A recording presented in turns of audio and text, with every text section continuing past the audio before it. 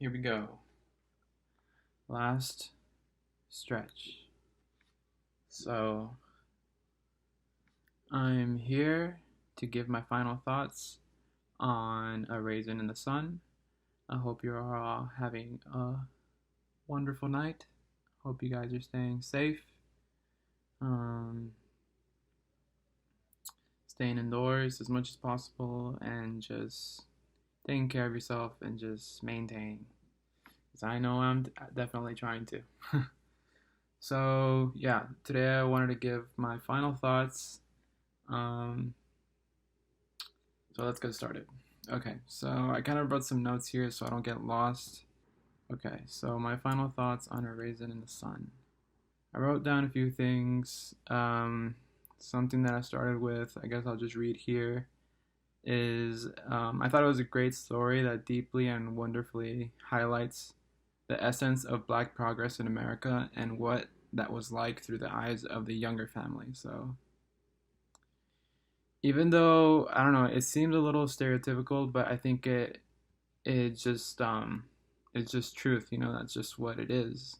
I don't think it's really stereotypical unless it's you think of that for like all black people or something like that. But that's when it becomes a problem. I think is when you generalize. But I think this story really captured what African Americans went through, and it just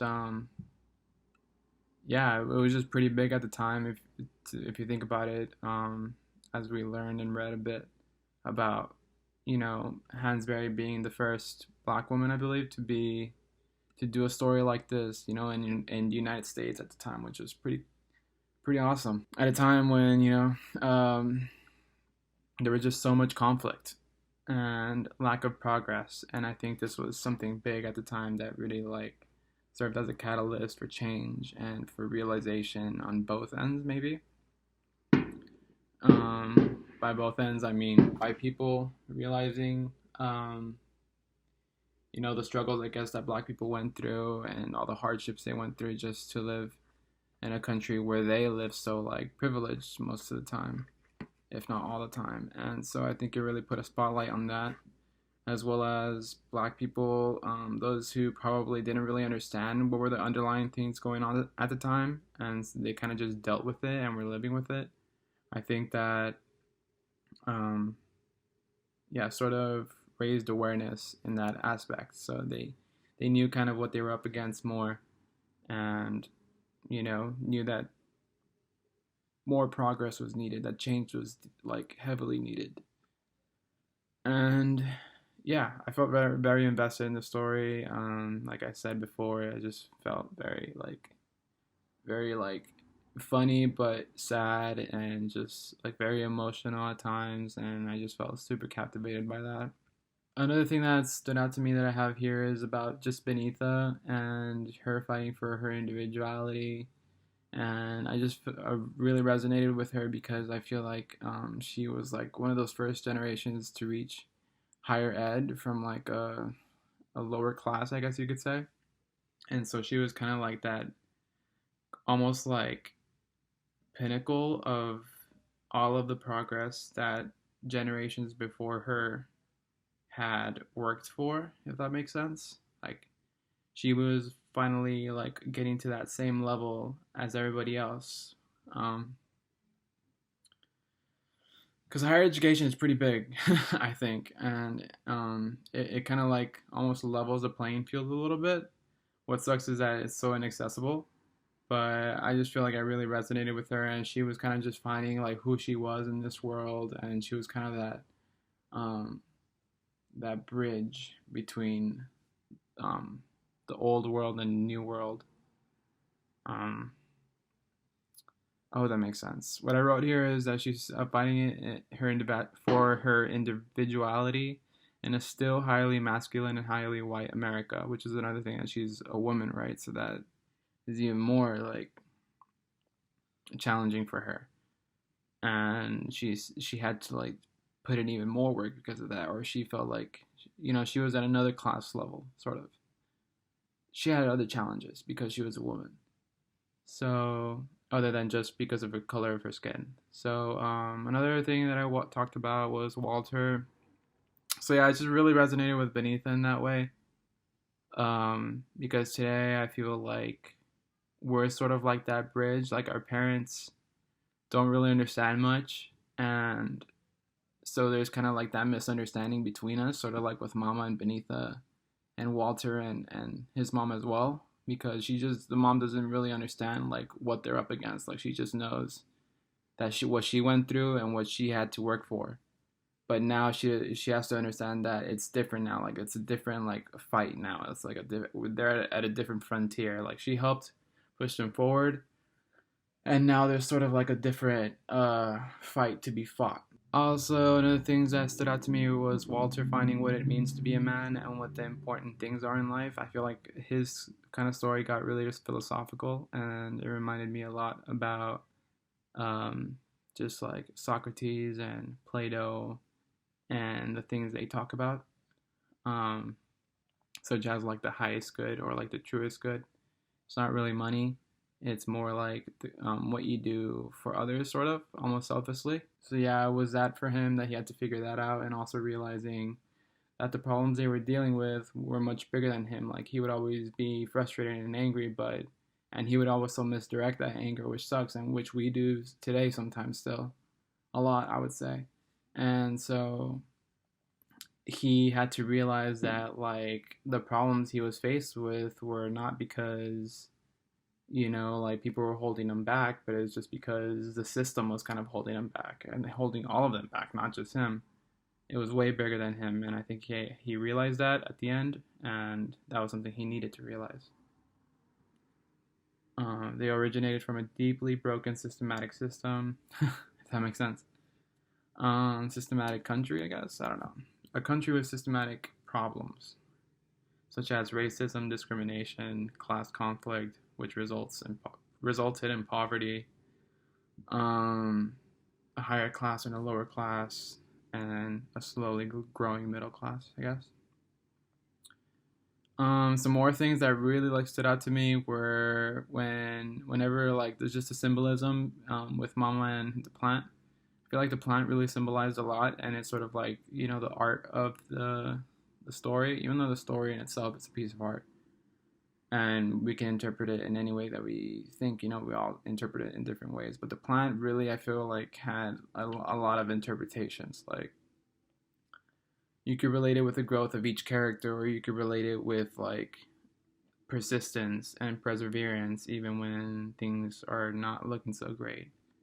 Or for the case of a plant, like when it's darkest, like a plant can't really thrive when it's dark, right? It needs light. Well, there are some plants, but you know what I mean. So that really stood out to me, and I just thought that was really smart and beautiful of the author. Another thing was when the eat your eggs chat that Benita and Walt were having. I thought that was like I felt like that was deeper, than it was. Like it was so cool. Like I don't know, I just thought that was really cool because here's Walt just like pouring his heart out, trying to like really show her like, oh, I have dreams. Like literally, he says I have dreams, or like I've got ideas, and she's just like, eat your eggs, like just keep your head down. Like those are not things that we do. We don't have dreams, like, or you're crazy. It's kind of like the allegory of the cave, which I talk a lot about in other videos about this. So um, she's just like, no, that's not something we do. Eat your eggs, go to work, and just be happy with what you have. And even though Walt was a little like, off maybe, he was also like spot on. Like he would always complain that we're too complacent, like we can't be complacent, blah blah blah. But he was just, I feel like, misdirecting his anger and not really like seeing the source, or it was kind of like blinding him in a way. His and ambition and hunger for trying to be successful, like that image of success was not there for him yet. It was something that was skewed by the country he was living in at the time, and his environment and things like that. So I hope that makes sense. But yeah, that eat your eggs thing was really big for me. Um, Travis, Travis is that new generation, and I feel like had that scene not been included, Travis at the end, I don't know how it would have gone the way that it did. I hope that it still would have, but I feel like the Travis being there and holding on to Walt as he was Walter, as he was standing up to Lindner was big because I feel like he at that moment he thought like, wow, like is this what I want for my son to see? Like is this what I want?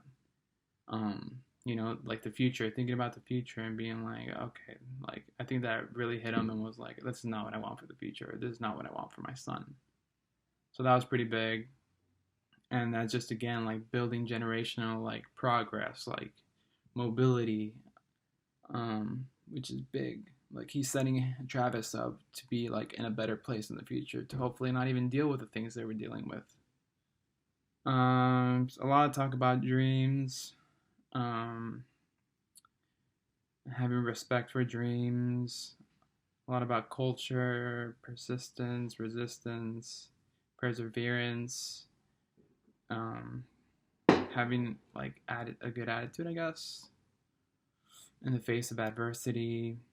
A strong attitude, I would say, but also positive and compassionate, like Mama, and channeling anger to fuel you into the like to change, but like and not against your own people, sort of like in a productive way.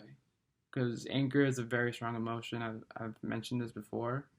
I think anger is like the real driver of change. Like one of the, because people get frustrated at a point, and that's when the biggest change happens. It's such a catalyzing emotion. It's such a catalyst of an emotion. Um, and honestly, I love it. Even though it doesn't feel that great, and sometimes we don't channel it the right way or we don't direct it the right way, it is still a big emotion, and it means like something needs to change, or you're about to change for the better, hopefully. um just has to be channeled the right way.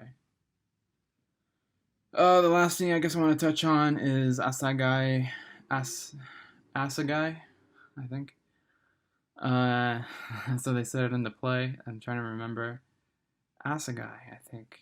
And fight and him and his talk about the good fighting the good fight and standing up for what you believe in, no matter if it costs you your life, which was pretty inspirational for me because that's just I feel like what I'm all about.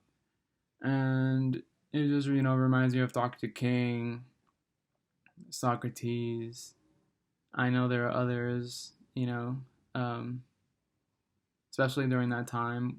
Literally, people were being imprisoned, killed, probably hunted down for speaking the truth at the time, especially during that time, 1960s and around that time, like Vietnam era, Cold War, I guess, civil rights movement.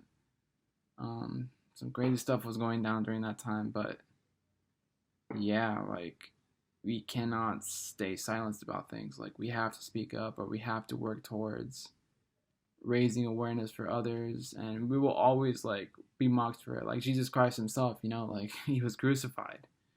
um but yeah, like it takes a lot of courage and bravery to do something like that. um and sometimes it's a lonely path, but um you know I don't know. You just have to stay committed because you yourself have to know, like, that that's where we need to be headed, or where we need to be. And you know you just can't care. Well, you can't let what others think or don't think. You can't let others disagreeing or agreeing with you, um or mock you or whatever it is, like take you away from that path. You have to always like stick with it and fight the good path. Even if it costs you your life, even if people don't talk to you, people outcast you, or because people are so quick to be complacent and just, be okay with things and be driven by the wrong things. But we can't let that deter us or defer us, if we were talking about Baldwin, from reaching change or reaching our dreams. So, yeah, that's kind of, I hope that made sense. I really hope that made sense. Um, Fighting the good fight. Yeah. The path not walked much. Um,